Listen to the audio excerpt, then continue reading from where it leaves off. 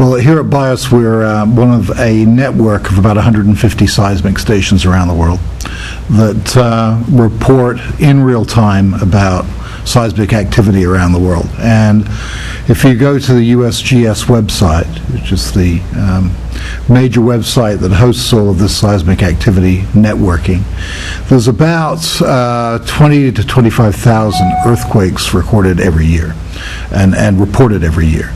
There are about, according to the website at least, there's about 1.5 million such earthquakes of all magnitudes as the Earth is tremoring. And so, so there are some fairly large ones and fairly weak ones.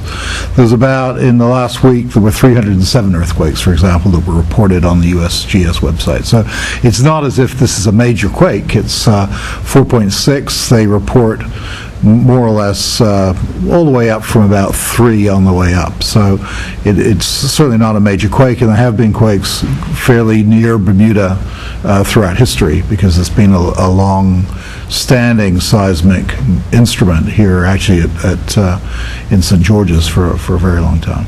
And so as far as I know, people are concerned about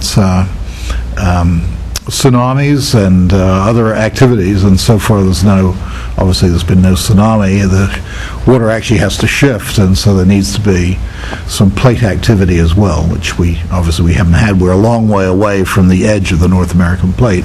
We are on the North American plate. It's interesting, I was looking on the website, it was just about an hour after the one here in Bermuda, there was one in California at almost exactly the same latitude, 32.4. So it was, so whether the two are connected, I doubt it, but it's just interesting to note. And hopefully people will just go on the USGS website and learn more about it, because I think the more you learn about these earthquakes, the more you can see that there's actually nothing there's nothing major to fear if we're not on the ring of fire or in a fault line like many of the other recent earthquakes that have occurred.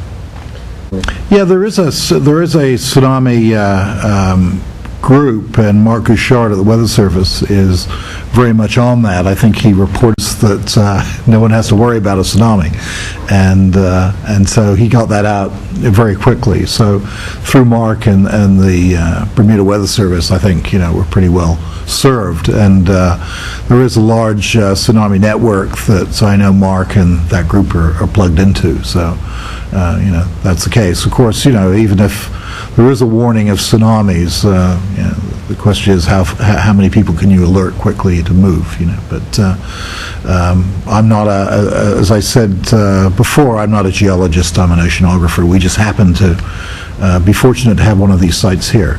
And it's very interesting, actually. If you looked at Hurricane Emily and the traces from Hurricane Emily, you could actually see the pounding of the waves that were generated by Emily on the results of the seismometer. So they're very, very sensitive instruments.